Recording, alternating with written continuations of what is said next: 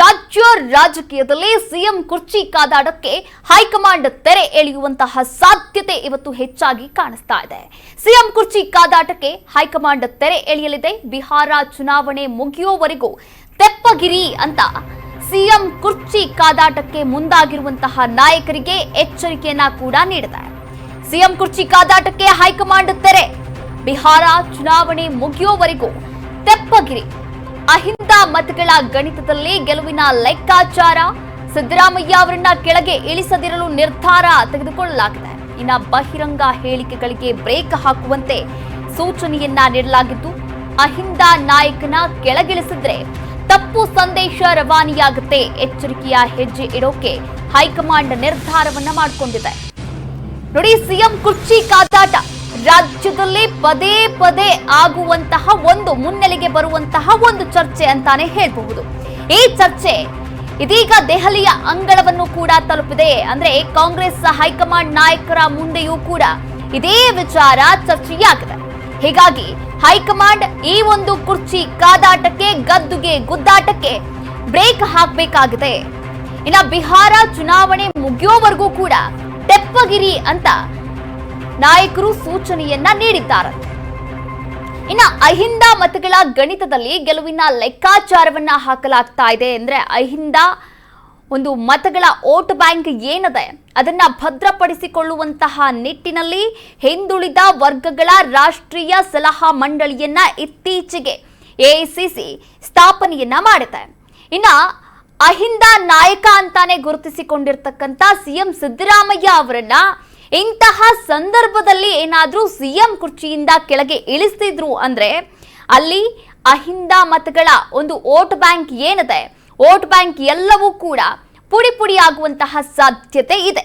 ಹೀಗಾಗಿ ಈ ಎಲ್ಲಾ ಗೆಲುವಿನ ಲೆಕ್ಕಾಚಾರವನ್ನ ಇಟ್ಕೊಂಡು ಸಿದ್ದರಾಮಯ್ಯ ಅವರನ್ನ ಕೆಳಗೆ ಇಳಿಸದೇ ಇರಲು ನಿರ್ಧಾರವನ್ನ ಕೂಡ ತೆಗೆದುಕೊಂಡಂತೆ ಕಾಣಿಸ್ತಾ ಇದೆ ಕಾಂಗ್ರೆಸ್ ಹೈಕಮಾಂಡ್ ಒಂದು ಕಡೆ. ಇನ್ನೊಂದು ಕಡೆ ಬಹಿರಂಗ ಹೇಳಿಕೆಗಳನ್ನ ನೀಡ್ತಾ ಇದ್ದಾರೆ ಮುಂದಿನ ಸಿಎಂ ಡಿಸಿಎಂ ಡಿಕೆ ಶಿವಕುಮಾರ್ ಅಂತ. ಈಗಾಗಲೇ ಇಕ್ಬಾಲ್ ಅವರು ಕೂಡ ಡಿಕೆಶಿ ಪರವಾಗಿ ಬ್ಯಾಟಿಂಗ್ ಬೀಸಿರುವಂತದ್ದು. ಇಂತಹ ಹೇಳಿಕೆಗಳಿಗೆ ಬ್ರೇಕ್ ಹಾಕುವಂತೆ ಹೈಕಮಾಂಡ್ ಸೂಚನೆಯನ್ನ ಕೂಡ ನೀಡಿದೆ. ಇನ್ನೊಂದು ಕಡೆ ನೋಡ್ತಾ ಹೋಗೋದಾದ್ರೆ ಇನ್ನು ಸಿಎಂ ಡಿಸಿಎಂಗೆ ಇಂದು ರಾಹುಲ್ ಗಾಂಧಿ ಸೂಚನೆಯನ್ನ ಕೂಡ ನೀಡಲಿದ್ದಾರೆ. ಇದೇ ವಿಚಾರವಾಗಿ ಅಂದ್ರೆ ಬಿಹಾರ ಒಂದು ಚುನಾವಣೆ ಮುಗಿಯೋವರೆಗೂ ಕೂಡ ಇಬ್ಬರು ಸುಮ್ಮನೆ ಇರಿ, ಅಹಿಂದ ನಾಯಕನನ್ನ ಕೆಳಗಿಳಿಸಿದ್ರೆ ತಪ್ಪು ಸಂದೇಶವನ್ನ ರವಾನೆ ಮಾಡ್ದಂಗಾಗುತ್ತೆ ಎನ್ನುವಂತಹ ಎಚ್ಚರಿಕೆಯ ಹೆಜ್ಜೆಯನ್ನ ಇಡೋಕೆ ಹೈಕಮಾಂಡ್ ನಿರ್ಧಾರವನ್ನ ಕೂಡ ತೆಗೆದುಕೊಂಡಿರುವಂತದ್ದು. ನೋಡಿ, ಇಲ್ಲಿ ಸಿಎಂ ಬದಲಾವಣೆ ಕೂಗಿಗೆ ಬ್ರೇಕ್ ಹಾಕೋಕೆ ಹೈಕಮಾಂಡ್ ಪ್ಲಾನ್ ಕೂಡ ಮಾಡಿಕೊಂಡಿರುವಂತದ್ದು. ಶೀಘ್ರದಲ್ಲೇ ಬಿಹಾರದಲ್ಲಿ ವಿಧಾನಸಭೆ ಚುನಾವಣೆಗಳು ಕೂಡ ನಡೆಯುತ್ತೆ. ಈ ವೇಳೆ ಅಹಿಂದ ಮತಗಳ ಮೇಲೆ ಕಣ್ಣಿಟ್ಟಿರ್ತಕ್ಕಂಥ ಐಎನ್ಡಿಐ ಮೈತ್ರಿಕೂಟ ಗೆಲುವಿನ ಲೆಕ್ಕಾಚಾರವನ್ನ ರೂಪಿಸ್ತಾ ಇದೆ. ಈ ನಿಟ್ಟಿನಲ್ಲೇ ಒಬಿಸಿ ಸಲಹಾ ಒಂದು ಸಮಿತಿಯನ್ನ ಪುನರ್ರಚನೆ ಮಾಡಲಾಗಿದೆ. ಸಿದ್ದರಾಮಯ್ಯ ಅವರಿಗೂ ಕೂಡ ಅವಕಾಶವನ್ನ ನೀಡಲಾಗಿದೆ ಈ ಒಂದು ಸಮಿತಿಯಲ್ಲಿ.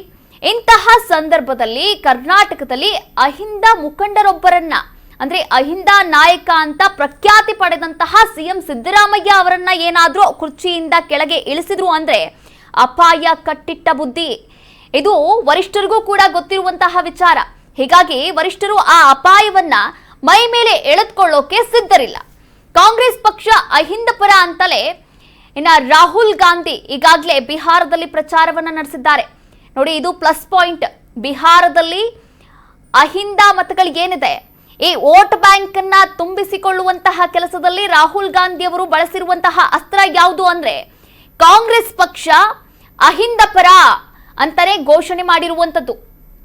ಹೋದಲ್ಲಿ ಬಂದಲ್ಲಿ ಬಿಹಾರದ ಚುನಾವಣಾ ಪ್ರಚಾರದಲ್ಲಿ ಇದೇ ಮಾತುಗಳನ್ನಾಡಿದ್ದಾರೆ.